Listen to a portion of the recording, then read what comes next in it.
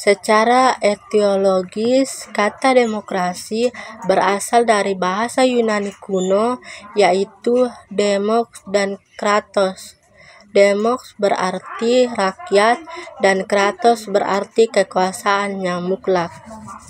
Dalam Tid that Place Linus Dictionary of Common English Hotby 1988 bahwa kata demokrasi menjerut kepada konsep kehidupan negara atau masyarakat di masa warganegaraan dewasa turut berpartisipasi dalam pemerintahan melalui wakilnya yang dipilih pemerintahannya, mendorong dan menjalin kemerdekaan berbicara, beragama, berpendapat, berserikat, menegakkan rule of law, adanya pemerintahan mayoritas yang dihormati, hak-hak kelompok minoritas,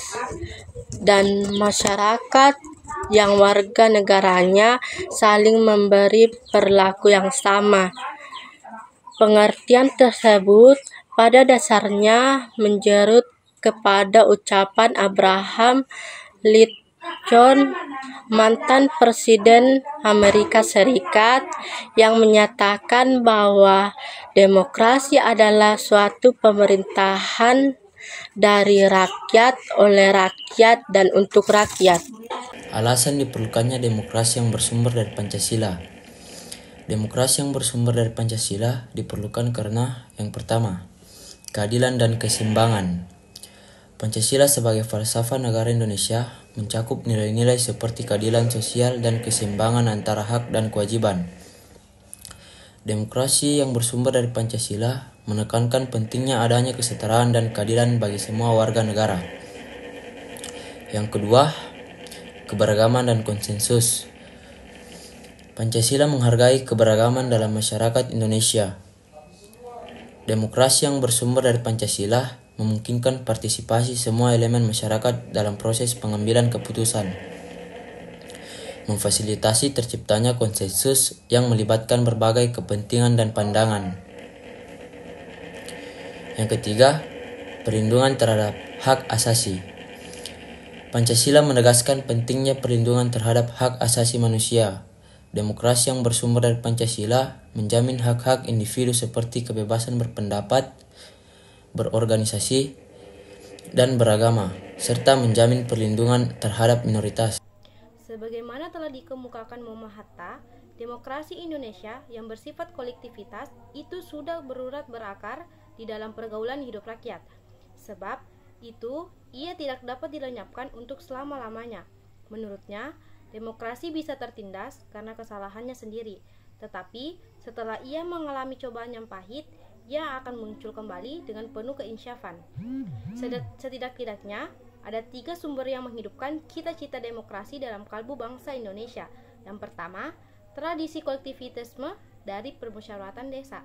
Kedua, ajaran Islam yang menuntut kebenaran dan keadilan ilahi dalam masyarakat, serta persaudaraan antar manusia sebagai makhluk Tuhan. Ketiga, paham sosialisasi Barat yang menarik perhatian para pemimpin pergerakan kebangsaan karena dasar-dasar peri kemanusiaan yang dibelanya dan menjadi tujuannya. Membangun argumen tentang dinamika dan tantangan demokrasi yang bersumber dari Pancasila. Sepanjang sejarah Indonesia pernah mengalami dinamika ketatanegaraan seiring dengan berubahnya konstitusi yang dimulai sejak berlakunya Undang-Undang Dasar 1945 pertama, Konstitusi RIS 1949, Undang-Undang Dasar 1950, kembali ke Undang-Undang Dasar 1945 kedua, dan akhirnya kita telah berhasil mengamandemen Undang-Undang Dasar 1945 sebanyak 4 kali. Ihwal postur demokrasi kita dewasa ini dapat kita amati dari fungsi dan peran lembaga permusyawaratan dan perwakilan rakyat menurut Undang-Undang Dasar Negara Republik Indonesia tahun 1945, yakni Majelis Permusyawaratan Rakyat. Perubahan dari sistem vertikal hierarkis dengan prinsip supremasi MPR menjadi sistem yang horizontal fundamental dengan prinsip checks and balance saling mengawasi dan mengimbangi antar lembaga negara. Dalam kaitan dengan pemilihan presiden dan wakil presiden secara langsung, timbul kewenangan baru lagi MPR, yakni melantik presiden dan wakil presiden pasal 3 ayat 2 Undang-Undang Dasar 1945.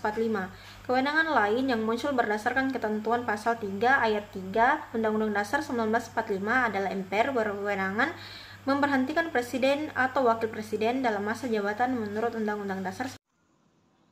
Esensi dan urgensi demokrasi Pancasila. Demokrasi itu selain memiliki sifat yang universal juga memiliki sifat yang khas dari masing-masing negara. Sifat khas demokrasi di setiap negara biasanya tergantung pada ideologi masing-masing. Sebagai contoh, demokrasi kita yang selain memiliki sifat yang universal juga memiliki sifat khas yang sesuai dengan budaya bangsa Indonesia berdasarkan Pancasila. Sebagai demokrasi yang berakar pada budaya bangsa, kehidupan demokrasi yang kita kembangkan harus mengacu pada landasan ideal Pancasila dan landasan konstitusional Undang-Undang Dasar 1945. Pada hakikatnya, sebuah negara disebut negara yang demokrasi apabila di dalam pemerintahan tersebut rakyat memiliki kesempatan berpartisipasi dalam pembuatan keputusan, memiliki persamaan di muka hukum, dan memperoleh pendapatan yang layak, karena terjadi distribusi pendapatan yang adil.